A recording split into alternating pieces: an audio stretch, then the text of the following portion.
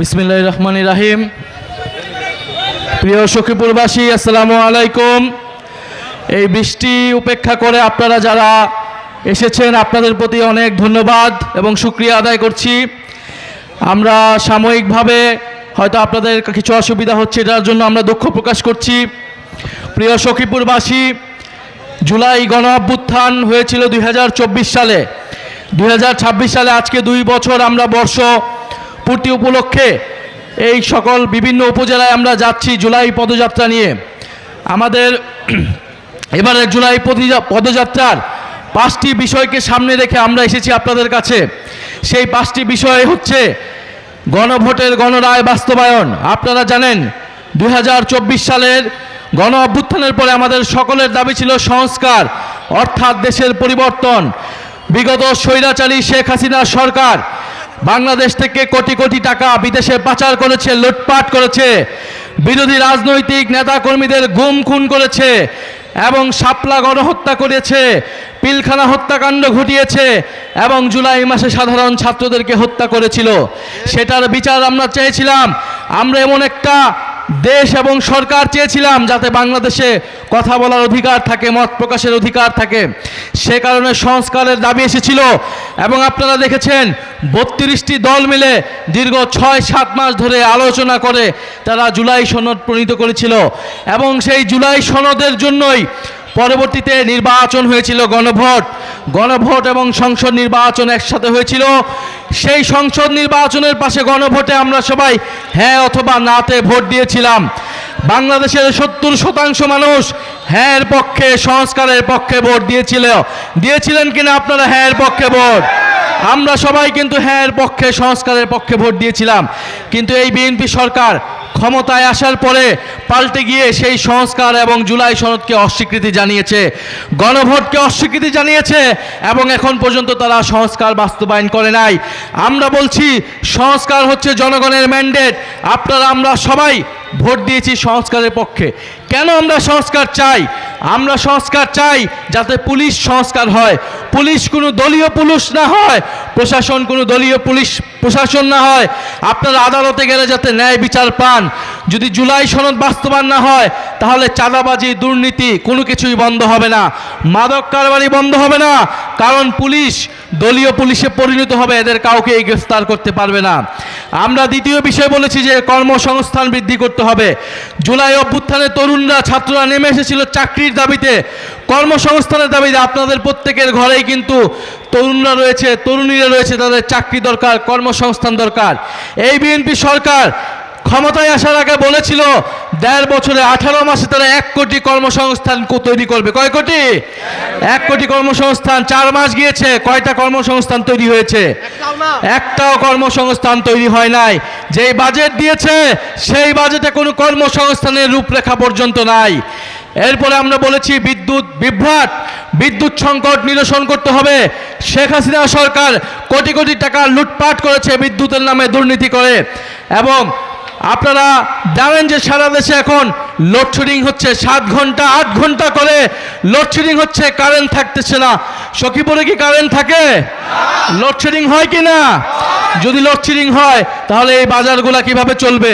যদি লোডশেডিং হয় শিল্প কারখানা কিভাবে চলবে? যদি লোডশেডিং হয় তাহলে কৃষিতে সেচ ব্যবস্থা কিভাবে হবে? যদি লোডশেডিং হয়, যদি বিদ্যুৎ সংকট নিরসন না হয় তাহলে কোনোভাবেই দেশের অর্থনীতি নিরসন করা সম্ভব নয়।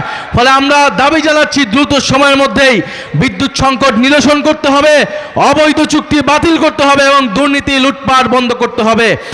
আমরা আরও দাবি জানিয়েছি যে দ্রব্যমূল্যের ঊর্ধ্বগতি নিয়ন্ত্রণ করতে হবে।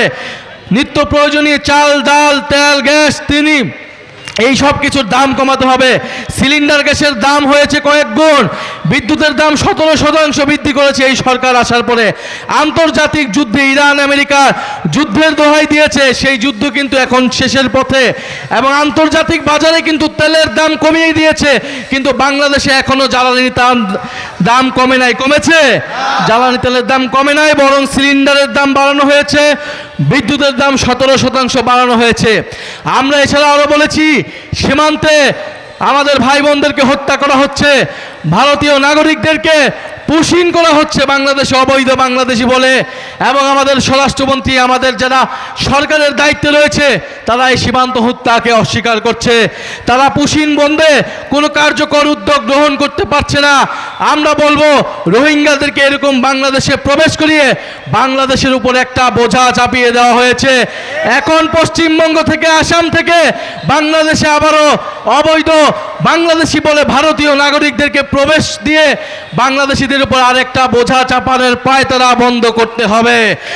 সরকারকে দৃঢ়ভাবে ভারতের সাথে কথা বলতে হবে এবং এই অবৈধ পুশিন বন্ধ করতে হবে। প্রিয় সখীপুরবাসী, আপনারা জানেন গতকাল সাভারে আমাদের যে কর্মসূচি ছিল, শান্তিপূর্ণ কর্মসূচিতে ককটেল ফাটিয়ে, বোমা ফাটিয়ে তারা মনে করেছিল আমাদের পদযাত্রা বন্ধ করবে, আমাদের পদযাত্রায় জনজোয়ার বন্ধ করবে, কিন্তু তারা সখীপুরবাসী প্রমাণ করে দিয়েছে এই সকল ষড়যন্ত্র পরিকল্পনা ব্যর্থ করে দিয়েছে আজকের এই সখীপুরের পদযাত্রা পথসভা। ফলে সখীপুরবাসীকে আমরা কৃতজ্ঞতা জানাই। আমরা আপনাদের প্রতি আহ্বান থাকবো, বাংলাদেশের ছাত্ররা, বাংলাদেশের তরুণরা 2024 সালে জীবন দিয়েছে, রক্ত দিয়েছে কেন? একটা নতুন বাংলাদেশের জন্য, দেশের পরিবর্তনের জন্য। যদি দেশের পরিবর্তন না হয়, যদি মাদক কারবারিরা থেকে যায়, যদি এই সকল দোকানপাট থেকে লুটপাট হয়, দুর্নীতি হয়, চাঁদাবাজি হয়, তাহলে এই সকল রক্তত্যাগ, আত্মত্যাগের কোনো মূল্য কি থাকবে? কোনো মূল্য থাকবে না। আমরা পরিবর্তনের জন্য জীবন দিয়েছি, রক্ত দিয়েছি। এক দলকে ক্ষমতা থেকে সরিয়ে আরেক দলের লুটপাটের জন্য বাংলাদেশের ছাত্র জনতা রক্ত দেয় নাই। ফলে আপনারা ভয় পাবেন না। বিগত সময়ে একটা দলের শাসন ছিল, আর কোনো দল কথা বলতে পারতো না। কথা বললেই জেলে নিয়ে যাওয়া হতো, গুম করা হতো, হয়রানি করা হতো। আমরা দেখছি বাংলাদেশকে আবারও সেবার একদলীয় শাসনের দিকে নিয়ে যাওয়ার চেষ্টা করা হচ্ছে। এক ক্ষমতাসীন দল, সরকারি দল, শুধু তারাই কথা বলবে, অন্য দলকে কথা বলতে দেওয়া হবে না। সংসদে আমাদেরকে কথা বলতে দেওয়া হয় না। আমরা জনসভায় কথা বলতে গেলে ককটেল ফুটানো হয়, বোমা মারানো হয়। এই একদলীয় শাসন যদি আবার শুরু করার কথা কেউ ভাবে, আওয়ামী লীগের পরিণতির কথা আপনারা ভাববেন। আওয়ামী লীগ 16 বছর একদলীয় শাসন করে দিল্লিতে হেলিকপ্টার নিয়ে পালাতে হয়েছিল। এখন তারা নিষিদ্ধ টাকা দিয়ে কয়েকটা মিছিল করে তারা হচ্ছে বাংলাদেশে অস্থিতিশীলতা তৈরি করার চেষ্টা করছে। সেই আওয়ামী লীগের বিরুদ্ধে আমরা ঐক্যবদ্ধভাবে থাকব। তবে সখীপুরবাসী, আপনারা জানেন 5ই আগস্টের পরে আমরা ন্যায় বিচার চেয়েছিলাম, কিন্তু মামলা বাণিজ্য হয়েছে কিনা? এই সখীপুর সহ, টাঙ্গাইল সহ সারা বাংলাদেশে সাধারণ মানুষের বিরুদ্ধেও, ব্যবসায়ীদের বিরুদ্ধে শত শত মানুষকে, 200-300 মানুষকে মামলায় দিয়ে মামলা বাণিজ্য করা হয়েছে। কারা করেছে আপনারা জানেন। ভোটের আগে কারা তাদেরকে জিম্মি করে টাকা নিয়েছে তাও আপনারা জানেন। ফলে আমরা বলবো, আপনারা ন্যায় বিচার করেন, আওয়ামী লীগের দলগত বিচার করেন, কিন্তু নিরীহ মানুষকে, নিরীহ ব্যবসায়ীদেরকে আপনারা মামলা বাণিজ্য করে লুটপাট করবেন, তাদের থেকে টাকা আদায় করবেন, এটা হতে দেওয়া যাবে না। প্রিয় সখীপুরবাসী, আপনাদের প্রতি আহ্বান থাকবে, আমাদের জাতীয় নাগরিক পার্টি এনসিপি সখীপুরে সক্রিয় আছে। আমাদের এখানকার উপজেলা আহ্বায়ক আছেন, আমাদের এখানকার পৌরসভার মেয়র প্রার্থী আছেন। আপনারা তাদের নেতৃত্বে সখীপুরবাসীর লুটপাট, দুর্নীতি, চাঁদাবাজি, মাদকের বিরুদ্ধে আমরা ঐক্যবদ্ধ থাকব। পাশাপাশি জুলাই সনদের জন্য আপনারা কথা বলবেন, সংস্কারের জন্য কথা বলবেন। এখানে অনেক পুলিশ ভাইয়েরা আছেন, আমরা চাই এই পুলিশ জনগণের জন্য কাজ করবে। আপনারা যদি থানায় যান, তাহলে যাতে আপনারা থানা থেকে সেই সেবাটা পান। আপনারা যদি ইউএন অফিসে যান, সেখানে যাতে আপনাকে ঘুষ দিতে না হয়। ফলে সেটার জন্য প্রয়োজন সংস্কার। যদি সংস্কার না হয়, জুলাই সনদ বাস্তবায়ন না হয়, তাহলে কিন্তু দুর্নীতি বন্ধ হবে না, বৈষম্য দূর হবে না, মামলাবাজি, চাঁদাবাজি, সন্ত্রাসী বন্ধ হবে না। আমরা কোনো সন্ত্রাসীদেরকে এই সখীপুরে ঠাঁই দেব না।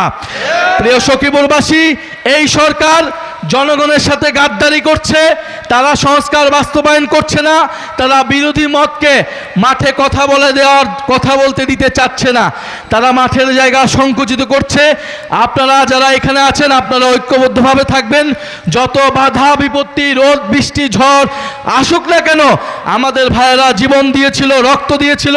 ইনশাল্লাহ আমরা আপনাদের মাঠে থাকব, আপনাদের পক্ষে দেশের সার্বভৌমত্ব, দেশের সীমান্ত সুরক্ষায় এবং দেশকে সন্ত্রাস, মাদক, চাঁদাবাজ মুক্ত করতে ইনশাল্লাহ আমরা ঐক্যবদ্ধভাবে লড়াই করে যাব। সখীপুরবাসী কি প্রস্তুত থাকবে? মাদকের বিরুদ্ধে প্রস্তুত থাকবে? চাঁদাবাজির বিরুদ্ধে প্রস্তুত থাকবে? আমরা কি কাউকে ভয় পাবো?